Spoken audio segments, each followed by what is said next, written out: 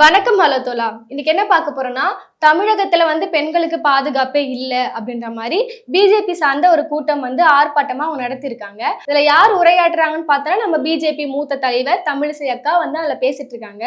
பேசிட்டே இருக்கும்போது கேட்டா பாரு ஒரு கேள்வி அப்படி இருந்துச்சுன்னு சொல்லுவாங்களே, அந்த மாதிரி ஒரு மூதாட்டி ஸ்டேஜ் கீழ இருந்து ஒரு கேள்வி கேட்டாங்க. அந்த கேள்வியை பார்த்தனா அதுக்கு பதில் சொல்ல முடியாம அக்கா திக்கு திணறி சரியான டென்ஷனாகி மேடையில அக்கா தாண்டவம் ஆடி இருக்காங்க. சோ அதை பத்தி தான் இன்னைக்கு பார்க்க போறோம். வாங்க வீடியோக்குள்ள போலாம்.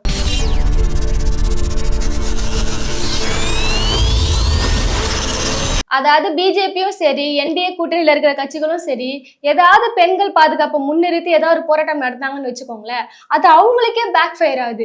ஏமா அப்படி சொல்றேன்னு பார்த்தோன்னா, கொஞ்ச நாள் முன்னாடி தான் இப்ப அதிமுக சார்பா ஒரு பெண்கள் பாதுகாப்பை முன்னிறுத்தி ஒரு ஆர்ப்பாட்டம் நடந்துச்சு.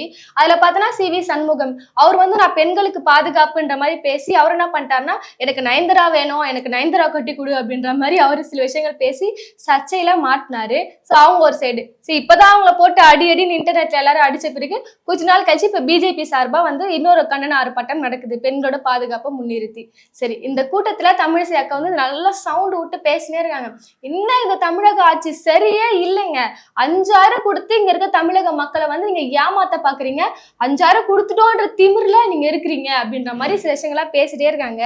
அப்பதான் நம்மளோட பாட்டி உள்ள என்ட்ரா வராங்க. பாட்டின்னு சொல்றத விட ஒரு பகுத்தறிவு பாட்டி. சரி, என்னம்மா வளவலன்னு பேசுற அந்த பாட்டி அப்படி என்னதான் கேள்வி கேட்டாங்க சொல்லுமா நீங்க கேட்டீங்கன்னா,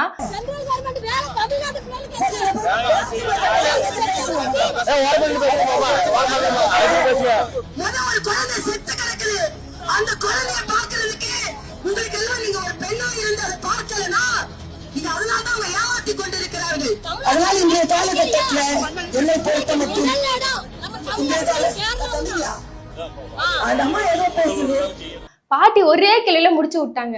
இவ்வளோ ஏம்மா நீ இவ்வளோ மேடை ஏறி பேசுறியே, ஏதாவது சென்ட்ரல் கவர்மெண்ட் ஏதாவது ஒரு வேலை போஸ்டிங் வந்தா ஏன் எங்க தமிழ்நாட்டு இளைஞர்களுக்கு வேலை கொடுக்க மாட்டீங்க? ஏன் எங்க மாநிலத்தில் இருக்க எந்த இளைஞர்களும் படிக்கலையா? எவ்வளவு பேர் இங்க படிச்சுட்டு இருக்காங்க? கல்வியில தமிழ்நாடும் கேரளாவும் தான் இப்ப முதலிடத்துல இருக்கு. இப்படி படிக்கிற எங்க பசங்களுக்கு உங்க சென்ட்ரல் கவர்மெண்ட் ஏதாவது ஒரு வேலை கொடுத்துச்சுன்னா எங்களுக்கே இடம் கிடைக்க மாட்டுது, எங்களுக்கே வேலை தர மாட்டீங்கன்ற மாதிரி ஒரு நியாயமான ஆதங்கத்தை இந்த பாட்டி அவங்கள பார்த்து கேக்குறாங்க. அவள் தான் அக்காவுக்கு அப்படியே சூடாயிடுச்சு மண்டலாம்.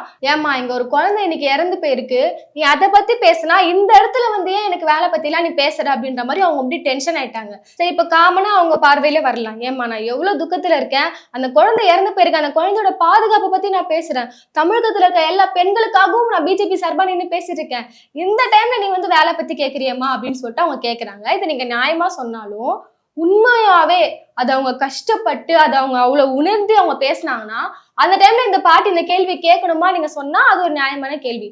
ஆனா இது ஒரு விஷயம் நடந்துச்சுன்னு சொல்லிட்டு அது ஒரு அரசியலா பேசதானே இன்னைக்கு நீங்க அங்கிருந்து இந்த மேடை போட்டு பேசுறீங்க. இது எப்படின்னாவது அரசியல் படுத்தணுமே, அந்த குழந்தை நீ செத்து போச்சு, எனக்கு அது இல்ல, எனக்கு ஒரு சாக்கு கடிச்சிச்சு இப்ப டிஎம்கே அடிக்குதுன்னு சொல்லிட்டு சோ நீங்க தேர்தல் நேரத்துல இதை ஒரு அரசியல் படுத்துறதுக்காக நீங்க அதை ஸ்டேஜ் போட்டு பேசுறீங்கன்னா அப்ப மக்களுக்கும் இதாங்க தேர்தல் நேரம், இப்பதான் உங்களை பிடிச்ச கேள்விகள் எல்லாம் கேட்க முடியும். ஏன்னா இந்த மாதிரி டைம்ல எல்லாம் இந்த மாதிரி இஷ்யூ நடந்தா தானே நீங்க கொஞ்சம் அங்கிருந்து வருவீங்க, ரோட்டுக்கு எல்லாம் மக்களுக்கு நான் இருக்குன்னு வருவீங்க. சோ அந்த டைம்ல தான் உங்களுக்கு கேள்வி கேட்க முடியும். அவங்க கேட்டதுல என்னங்க தப்பு? நீங்க நல்ல ஒரு பகுத்தறிவோட யோசிச்சு பாத்தீங்கன்னா உண்மைதானே.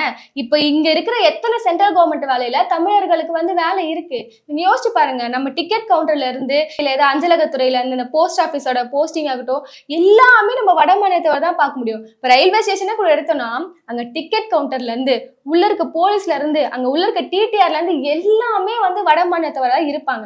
அது வடக்குலன்னு பார்த்தோன்னா இல்ல, தமிழ்நாட்டுல இருக்கிற ரயில்வே துறையிலேயே பார்த்தோன்னா நம்மள ஃபுல்லா வட மாநிலத்தவர் தான் இருக்கிறாங்க, அவங்களுக்கு மட்டும் தான் வேலை கிடைக்குது. இதே இந்த பாட்டு கேள்வி கேட்டது தப்பா? ஏங்க அப்ப நீங்க படிப்புக்கு ஏற்ற வேலை தான் தருவீங்கன்னா வட மாநிலத்துல மட்டும் தான் மக்கள் அவ்வளவு நல்லா படிக்கிறாங்களா, அங்க இருக்க இளைஞர்கள் மட்டும் தான் அவரு படிப்புல சிறந்து விளங்குறாங்கன்னு பார்த்தோன்னா கண்டிப்பா இல்ல. பாட்டி சொன்னது உண்மைதான். எவ்வளவு டேட்டாவோட அவங்க பேசுறான்னு பாத்தீங்களா? இந்தியாவிலேயே கல்வியில முதன்மை மாநிலமா எது இருக்குன்னா கேரளாவும் தமிழ்நாடும் தான் இருக்கு. இவ்வளவு எங்க பசங்க இவ்வளவு திறமையா இருக்கும் போது ஏன் நீங்க போஸ்டிங் கொடுக்க மாட்டீங்கன்னு கேட்கறதுல ஏன்னா தப்பு இருக்கு. அப்படி நீங்க இவ்வளவு விஷயம் நீங்க பேசுறீங்கன்னா ஒரு நிமிஷம் நிறுத்தி பதில் சொல்லிருக்கலாமே. உங்களுக்கு கோபம் அப்ப எப்படி வந்திருக்கணும்? ஏங்க மத்திய அரசு ஏன் தமிழர்களுக்கு இந்த மாதிரி வேலை கொடுக்காம இருக்கு? அப்படிலாம் இல்லையே, அப்படி பேச வேண்டியதானே. அப்ப இந்த கேள்வி கேட்டா அதுக்கு பதில் சொல்லாம நீங்க வேற ஒண்ணு பேசுறது, ஏமா இங்க ஒண்ணு போயிட்டு இருக்கு நீ அதை பேசு அப்படின்னு சொல்லிட்டு அவங்க மாத்துறாங்கல்ல. சோ உண்மைன்றது தமிழிசை அவர்களுக்கும் புரியும். ஏன் இங்க மோஸ்ட்லி இந்த மாதிரி விஷயங்கள் நடக்குதுன்னா, ரீசெண்டா கூட நம்ம பார்த்தோம், நம்ம தமிழ்நாட்டு இளைஞர்கள்லாம் வந்து ரயில்வே பணிக்கான தேர்வுக்கு அவங்க அப்ளை பண்றாங்க. அப்ளை பண்ணும்போது அவங்களுக்கு கவர்மெண்ட் சென்டர் எங்க போடுறாங்க, எக்ஸாம் சென்டர் எங்க போடுறாங்கன்னா 1500 கிலோமீட்டர் தாண்டி அவங்களுக்கு சென்டர் போடுறாங்க. சோ ஏதாவது ஒரு தடைகளை அங்க ஏற்படுத்தணும். ஒரு எக்ஸாமுக்கு மாணவரோட மனநிலை ஆல்ரெடி எப்படி இருக்கும்னா, அவங்க ப்ரெஷர்ல இருப்பாங்க. இது படிச்சது வருமா, அவளை படிச்சது வருமா, இவ்வளவு நாள் அவங்க டைம் ஸ்பெண்ட் பண்ணி அதை படிச்சிருப்பாங்க. ஓகே, அதையும் தாண்டி அவங்க ஹோம் டவுன் விட்டு வெளியே வரணும்னாலே அவங்களுக்கு அவ்வளவு ப்ரெஷர் இருக்கும். ஸோ இந்த மாதிரி சூழ்நிலையில ஒரு 1500 கிலோமீட்டர் தாண்டி நீ எக்ஸாம் சென்டரை போடுறேன்னா அப்ப இதுக்கு பின்னாடி இருக்க சூழ்ச்சி என்ன? இப்ப எந்த தமிழர்களும் சென்ட்ரல் கவர்மெண்ட் போஸ்டிங் நீங்க வந்துடக்கூடாது, நீங்களாம் படிச்ச எக்ஸாம் இதெல்லாம் வந்துடக்கூடாது. இப்ப நான் உங்ககிட்ட வந்து எக்ஸாம் வச்சா என்ன பண்ணுவேன், எழுதி பாஸ் பண்றேன் எனக்கு தெரியும். அதனால நான் என்ன பண்றேன்னா தொலைவு அதிகப்படுத்துறேன், நான் டிஸ்டன்ஸ் அதிகமாக்குறேன். அப்ப என்ன பண்ணுவேன், கொஞ்சம் பேர் வந்து எழுதுவாங்க, சில பேர் தொலைவு காரணமாக வராம விட்டுருவாங்க. அந்த ஒரு காரணத்தினால எப்படியாவது எதை பண்ணியாவது மாணவர்களை வந்து முடக்கணும்ன்ற வேலையை பிஜேபி அரசு தொடர்ந்து பண்ணிட்டு வருது. அதன்படி பார்த்தோன்னா எக்கனாமிக் வீக்கர் செக்ஷன், நம்மளுக்கு தெரியும் நம்ம தமிழக இளைஞர்களா சரி, நம்ம தமிழ்நாட்டுக்குள்ளேயே சாதி ரீதியான பாகுபாடு எவ்வளவு இருக்குன்னு சொல்லிட்டு பல காலமா போராடிதான் இங்க இடஒதுக்கீடை கொண்டு வந்தாங்க. இவ்வளவு கஷ்டப்படும் போது ஒரு கல்வி வாய்ப்புக்காகவும் சரி, இல்ல ஒரு வேலை வாய்ப்புக்காகவும் சரி, மாணவர்கள் அந்த இடஒதுக்கீடுன்றது இங்க எவ்வளவு முக்கியன்றது நம்மளுக்கு தெரியும். இந்த மாதிரி இருக்கிற வேலையில மோடி அவர்கள் என்ன பண்றாங்கன்னா ஒரு ஆஃபர் கொடுக்குறாங்க. யாருன்னு பார்த்தோன்னா நம்ம பிராமண சமுதாயத்துக்கு. அவங்களுக்கு என்ன பண்றாங்கன்னா எக்கனாமிக் வீக்கர் செக்ஷன், அவங்க படி பார்த்தோன்னா அவங்களோட மொத்த மக்கள் தொகையை பார்த்தோன்னா 3% தான் நம்ம இந்தியாவில இருப்பாங்க. அவங்களுக்கு என்ன ஒரு ஆஃபர் தரான்னா 3% மக்களுக்கு 10% வந்து இடஒதுக்கீடு அவங்க இன்க்ரீஸ் பண்ணி தர போறாங்களாம். ஏன்னு கேட்டனா அவங்க எக்கனாமிக்கலி வீக்கர் செக்ஷனா, அவங்களா எக்கனாமிக் வீக்கர் செக்ஷன்னா அப்ப இங்க தமிழகத்துல வாய்ப்பு கூட கிடைக்காம நிறைய இளைஞர்கள் இருக்கிறாங்களே, ஒரு தலைமுறையாவது எப்படின்னா படிச்சு மேல வந்துடணும்னு சொல்லிட்டு போராடிட்டு இருக்காங்களே, அப்ப அவங்களாம் யாரு? உடனே நீங்க கேட்கலாம், ஏங்க அவங்களும் மனுஷங்க தானே, சம வாய்ப்பு கொடுக்கணும்னு நீங்க கேக்குறீங்களே. நீங்க எவ்வளவு பெரிய ஐடி செக்டார் நீங்க எடுத்து பாருங்க, ஒரு பேங்க் முதற்கொண்டு ஒரு ஐடி செக்டார் முதற்கொண்டு நீங்க எதுல போனாலுமே மோஸ்ட்லி அங்க யாரு இருப்பாங்கன்னா பார்த்தோன்னா பிராமணர்கள் தான் இருப்பாங்க. பெல்ட் போட்ட அவர்கள் தான் அங்க அதிகமா இருப்பாங்க. ஒரு ஹையர் போஸ்டிங் இருக்குல்ல, அது எல்லாத்துலயுமே அவங்க ஆக்குபைட் பண்ணிருக்கதால இங்க இருந்து அடிமட்டத்துல இருந்து வளர யாராலுமே ஒரு ஹையர் போஸ்டிங்க்கு போக முடியல. சோ அவங்க வந்து நல்லா ஒரு வளர்ந்து தான் இருக்காங்க, அவங்கள வளர்த்து விட்டாச்சு. இப்ப அடியில ஒருத்தவன் முடக்கப்பட்டு இருக்கிறான்ல, இப்ப அவனை எப்படி மேல கொண்டு வர்றது? அந்த வேலையில தானே ஒரு அரசா இருந்தா ஈடுபடணும். உண்மையாலே ஒரு அக்கறை இருந்தா அப்படிதானே இருக்கணும். இவங்க என்ன பண்றாங்க, நீ வளர்ந்துட்ட இன்னொரு 10% அவனுக்கு எக்ஸ்ட்ரா தர, எது வேலை வாய்ப்பா கல்வியா எல்லாத்தையும் நான் 10% எக்ஸ்ட்ரா தந்துட்டேன், நம்ம ஆளுங்க எல்லாம் உள்ள வந்து படிச்சு வெளியே வாங்க அப்படின்ற மாதிரிதான் எக்கனாமிக் வீக்கர் செக்ஷனை கொண்டு வந்தாங்க. சோ இதெல்லாம் ஒரு சைடு இருக்குவோ, இப்ப இவங்களோட கைக்கூலி இன்னொருத்தர் யாருன்னு பார்த்தோன்னா சீமான் அவர்கள். அவர் என்ன சொல்றாரு தேர்தல் அறிக்கையில, என்டிகே வந்து ஆட்சிக்கு வந்துருச்சுன்னா இந்த ரயில்வே பணியெல்லாம் இருக்குல்ல, அந்த ஆணையத்தெல்லாம் என்ன பண்ணுவார்னா மொத்தமா வந்து தமிழக அரசு கண்ட்ரோல் பண்ணிப்பாராம். சரி, நல்ல விஷயம். அதுக்கப்புறம் என்ன பண்ணுவீங்கன்னு கேட்டேன்னா, அந்த ரயில்வே காலி இடங்களை நிரப்புற அந்த பணி இருக்குல்ல, அதுல வந்து சாதி ரீதியான அந்த இடஒதுக்கீடு அவர் ஒழிச்சிருவாராம். சரி, சாதி ரீதியான இடஒதுக்கீடை நீங்க ஒழிச்சிட்டு நீங்க யாருக்கு வேலை கொடுப்பீங்க? ஆல்ரெடி வந்து ஒருத்தவங்க போஸ்டிங்ல இருப்பாங்களே, அது ஒரு ஹையர் போஸ்டிங்ல சென்ட்ரல் கவர்மெண்ட்ல, இப்ப அவங்க முடிச்சிட்டாங்கன்னா அவங்க பசங்களுக்கு அவங்க பேர பசங்களுக்கு அப்படி கொடுத்துட்டு போவீங்களா? இப்ப யாருக்கு சாதி ரீதியான இடஒதுக்கீடை நீங்க ஒழிச்சிட்டு நீங்க யாருக்கு வேலை கொடுக்க போறீங்க? சோ பிஜேபியும் சரி, பிஜேபி பின்னாடி RSS பிடிச்சி இயங்கி கொண்டு இருக்கிற நம்ம சீமான் அண்ணாரும் சரி, இவங்க எல்லாருமே திணிக்க வேண்டிய ஒரு விஷயம், முக்கியமான விஷயமா இப்ப என்ன இருக்குன்னா, நான் சாதி ரீதியான இடஒதுக்கீடை ஒழிப்பேன், இங்க இருந்து யாருமே ஒரு ஹையர் போஸ்டிங்கோ ஒரு கவர்மெண்ட் வேலைக்கு வரக்கூடாது, அந்த வகையில தான் இவங்க செஞ்சுட்டு இருக்காங்க. அது மட்டும் இல்லாம இந்த துறை மட்டும் இல்ல, ஐடி செக்டார்லயும் இவங்க முடக்கியாச்சு, ஹையர் போஸ்டிங்ல அவங்க ஆக்குபைட் பண்ணிட்டாங்க. அடுத்த நாள் இன்னொரு படி பார்த்தோன்னா வங்கி துறையிலயும் அவங்க தான் மோஸ்ட்லி இருக்கிறாங்க.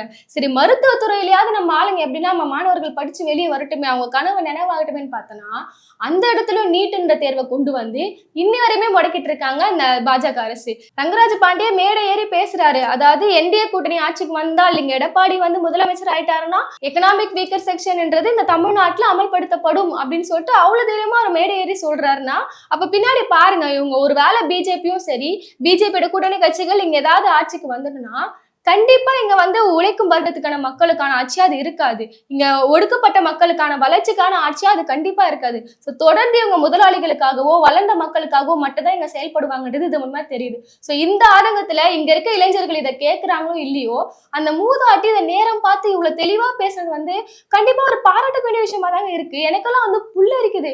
எவ்வளவு அழகா பேசுறாங்க இந்த பாட்டி, எவ்வளவு பகுத்தறிவா பேசுறாங்க. ஏன்னா இங்க இருக்க இளைஞர்கள்லாம் வந்து டிவிகேன்னு சொல்லிட்டு ஒரு அரசியல் புரிதலே இல்லாம அது என்ன மாதிரியான ஒரு ஆட்சி, அவங்க பின்புலத்துல யார் செயல்படுறான்னு எதுவுமே யோசிக்காம அவங்க போயிட்டு இருக்க இந்த டைம்ல இந்த இளைஞர்களுக்காக ஒரு மூதாட்டி நின்று ஒரு தலைவர்கிட்ட இப்படி பேசுறாங்கன்னா இந்த கட்ஸே வந்து முதல்ல வரவேற்கத்தக்கதுதான். அவ்வளவு தைரியமா யாரும் கேட்க மாட்டாங்க எனக்கு தெரிஞ்சு. சோ இந்த கேள்விக்கு தமிழிசை அவர்களால பதில் சொல்ல முடியுமா, இல்ல மோடி அவர்களால தான் பதில் சொல்ல முடியுமா? முடியாது. இந்த கேள்வி கேட்டதுக்கு உடனே அவங்க பெண்கள் பாதுகாப்பை பத்தி பேசுறாங்க. ஏங்க, பெண்கள் பாதுகாப்பை பத்தி ஒரு பிஜேபி கட்சியில இருக்கிற நபர் பேசுறது நம்மளால எத்தனை பேரால ஏத்துக்க முடியும்?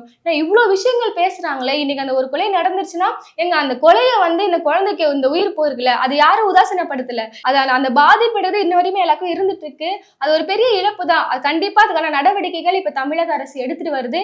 அந்த குற்றவாளியை வலைவரிச்சு தேடியாச்சு. அவனுக்கு எந்த ஒரு முழுசா ஒரு தண்டனை கொடுக்க முடியுமோ அதை கொடுத்துட்டு இருக்காங்க. இது ஓகே.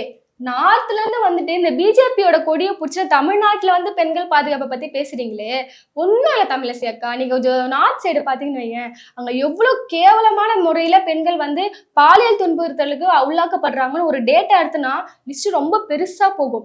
ஒரு குழந்தை இறந்துச்சேன்னு சொல்லிட்டு இவ்வளவு பதறீங்கல்ல, அங்க எவ்வளவு குழந்தைகள், எவ்வளவு பெண்கள். நீங்க ஒன்னும் இல்ல, மணிப்பூர் இஷ்யூ 2 பெண்களை நிர்வாணப்படுத்தி எவ்வளோ ஒரு கும்பலா சேர்ந்து ஒரு மாநிலத்துல இப்படி இழுத்துட்டு உலா வரும்போது அவங்க மேல என்ன நடவடிக்கையை மோடி அவர்கள் எடுத்தாரு, எவ்வளவு நாளைக்கு அவர் மௌனம் காத்தாருன்னு சொல்லிட்டு வரலாறு பேசும் நம்ம எல்லாருக்குமே தெரியும். சோ நீங்க இங்க பண்ற இந்த போராட்டங்கள், பெண்கள் பாதுகாப்பு இங்க வந்து பேசுறீங்கல்ல, கொஞ்சம் நார்த் சைடு போனீங்கன்னா அங்க தலை விரிச்சு ஆடுது. ஏன்னா இதை எத்தனை பேர் ஒத்துக்கிறீங்களோ இல்லையோ, நம்ம தமிழகத்திலே பார்த்தோம்னா எவ்வளவு பெண்கள்ங்க பணிக்காகவும் சரி, படிக்கிறதுக்காகவும் சரி, அவ்வளவு பெண்கள் வீட்டை விட்டு வெளியே ஆரம்பிச்சிட்டாங்க, படிக்கிறதுக்காக சுதந்திரமா செயல்படுறாங்க. இந்த மாதிரி இருக்கிற ஒரு மாநிலத்தை பார்த்து இன்னும் இங்க சரியில்லை, 5000 கொடுத்த திமுருல பேசுறாங்கன்னு சொல்றாங்களே, அந்த இடத்துல நம்ம நல்லாவே கவனிக்கலாம். டிவிகே கட்சி சார்ந்தவங்களும் சரி, என்டிகே கட்சி சார்ந்தவங்களும் சரி, பிஜேபியும் சரி, ஏடிஎம்கே சரி, சுத்தி இவங்க எதை விமர்சிப்பாங்கன்னா அவங்க கொடுக்குற 5000 ரூபாய். ஏங்க, அது வந்து உதவி இல்ல, அது உரிமை தொகை, அது மக்களோட பணம். அது தொடர்ந்து எத்தனை நாளைக்கு விமர்சனம் செய்வீங்க? பாதுகாப்பு குறித்து மேடையா பேசுறீங்களா? முதல்ல உங்க அதிமுக கட்சி சார்ந்த தொண்டர்களும் சரி, இல்ல நிர்வாகிகளும் சரி, மேடையா எப்படி பேசுறாங்கன்னு நீங்க முதல்ல போய் பாருங்க. சண்முகம் அவர்கள் அவ்வளவு இழிவா பேசுறாரு ஒரு நடிகைய. அடுத்ததா பார்த்தோம்னா திண்டுக்கல் சீனிவாசன் அவர் என்ன சொல்றாருன்னா பெண்களோட உள்ளாடை பத்தி எல்லாம் பேசுறாரு. சோ கட்சியை முதல்ல நீங்க தூய்மையாக்குங்க, அதுக்கப்புறமா நீங்க மேடை போட்டு தமிழகத்தை குறை சொல்லலாம். ஆனா அந்த நாங்குநேரி இஷ்யூல பார்த்தோம்னா நடவடிக்கை வந்து இன்னும் பலப்படுத்தப்பட்டிருக்காங்க. அந்த குற்றவாளிக்கு எவ்வளவு கொடுமையான தண்டனை கொடுக்க முடியுமோ அதுக்கான வேலைகள் எல்லாம் போயிட்டு இருக்கு. சோ பிஜேபி கட்சி சார்ந்த எந்த நபரும் வந்து பாதுகாப்பை பத்தி நம்ம தமிழ்நாட்டுல பேசுறதை வந்து நம்ம யாராலையும் ஏத்துக்க முடியாது. அந்த பாட்டு கேட்டது வந்து அவ்வளவு தப்பான விஷயம்லாம் இல்ல. அக்காக்கு கோபம் எதனால வருதுன்னா, பொது மேடையிலே நான் அசிங்கப்படுத்திட்டீங்களே, இந்த கேள்விக்கு நான் அப்படி பதில் சொல்வேன். எங்க தப்பா சுட்டி காட்டிட்டாலே ஒரு கோபம் வரும்ல, அந்த கோபம் தான் அக்காக்கு வந்துச்சு. சோ தமிழக இளைஞர்கள் யாருக்குமே ஒரு சென்ட்ரல் கவர்மெண்ட் சார்ந்த போஸ்டிங்கோ வேலைகளோ எதுவுமே கிடைக்கிறது கிடையாது. இதுதான் நிதர்சனமான உண்மை. சோ அந்த பாட்டு கேட்டிருக்காங்களா, அந்த தில்ல வச்சு நீங்க என்ன நினைக்கிறீங்க? அந்த கேள்வி கேட்டது கரெக்ட் தானா, உண்மைதானா இல்லையான்னு சொல்லிட்டு நீங்க என்ன நினைக்கிறீங்கன்னு மறக்காம நம்ம கமெண்ட் செக்ஷன்ல சொல்லிடுங்க. நம்ம ஹலோ தொலாவை சப்ஸ்கிரைப் பண்ணிக்கோங்க. நன்றி.